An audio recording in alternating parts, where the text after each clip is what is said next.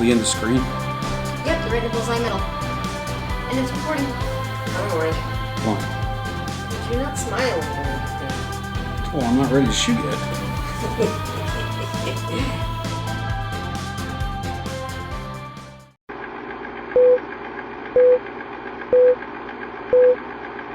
Hi there all, FG again. So this video is definitely going to be different. First of all, it's not off-road. It's probably about the opposite of it, unless you'd like to call it the concrete jungle. This is actually our road trip into Manhattan, heading into Queens. My wife is a doctor, and she had training up there from Thursday night until Sunday. So I decided to grab some footage and head around the city. I went with her, but obviously I did not have to attend the classes that she was in. So I had basically 3 days open. So anyway, this first video is footage of us coming into the city. If you look at the very early part of the video off to the right, unfortunately it's not real obvious, but you'll see three like long metal finger looking things. There's actually a whole bunch of them over there. It's kind of neat. There were probably 14, maybe 16 of them in a couple of different configurations, and those are actually cargo loader cranes, and they were massive. From a distance, they kind of either look like big dinosaurs, or maybe if you're thinking Star Wars, AT-ATs. And then you'll notice as the video progresses a bit more, if you look over to your right-hand side, in the upper side on the right, you'll see either One World Trade, if you'd like to call it that, or Freedom Tower, as it's sometimes known as well. And I'm sure that everyone remembers those terrible days 20 years ago when the original two buildings that stood there were destroyed by terrorist attack. So the new tower is complete, and it really looks quite nice. The last time I was up in New York was Christmas of 2012. I had taken my kids along. They were much younger then. My son's now 20 and serving in the Navy, and my daughter is 18 and has started her freshman year at University of Maryland. So, yeah, time does indeed march on. It and waits and stops for no one. Anyway, so the onboard audio, of course, was boring as heck. So I'm just doing a little bit of voiceover here, and then I'm just going to add some music track for the rest of the video.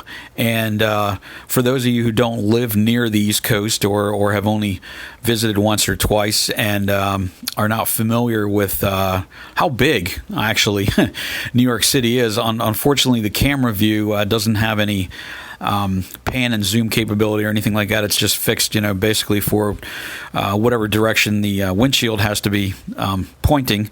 So you don't get the full effect. But as we were riding up, I guess you'd say probably maybe 4 to 5 minutes into the video, where you'll see a lot of the buildings starting to appear, mostly more over to the right-hand side of the screen. Unfortunately, you can't see out the side window, but as we were coming in, I hadn't remembered that there were that many tall buildings there. And I went and actually looked it up, and it said that there are 6,000. I couldn't believe that there were that many. Now, obviously, what they consider a tall building is probably in the 15 to 20 story range. And yeah, there's an awful lot of those. The really, really big ones, obviously, are the exceptions. There's probably, I don't know, more than 40 or 50 of those. One World Trade is 1,776 feet tall, including that pointy spire and Art Deco machinery that they have up on the very highest point. The roof was listed, I believe, at 1,368 feet. So there are a couple buildings in New York that actually do have habitable space, actually taller than that. But if you count the masts, which I believe the official counting for building height usually includes those, Freedom Tower or One Trade, whatever you'd like to call it, is actually the record holder, believe it or not, for all of North America, and believe is the 5th tallest in the world. Probably have to double check that one, but anyway, yeah, it's quite a sight.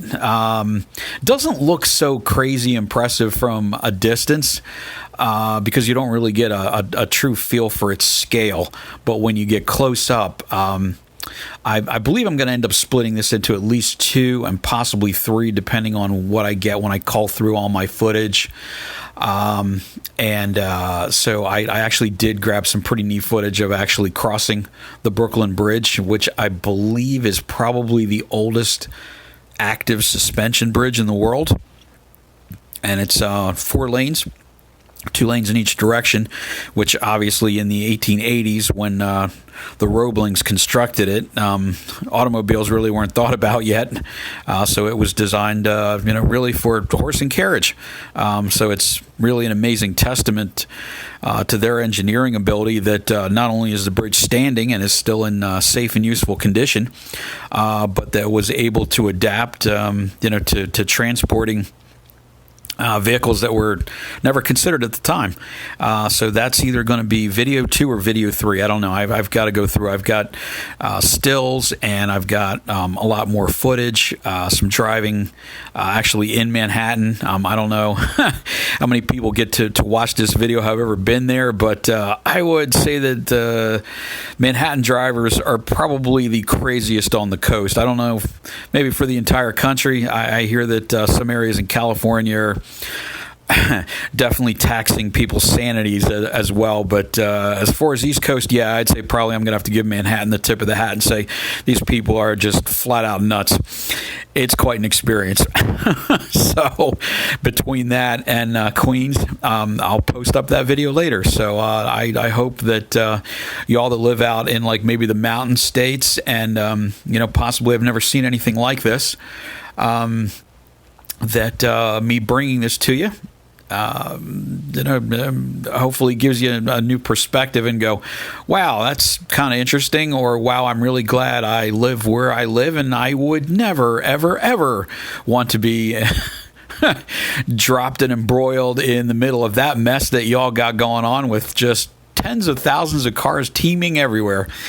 It's quite an experience. And with that, I bid you adieu, and we'll let the music track pick up from here. Have a good one.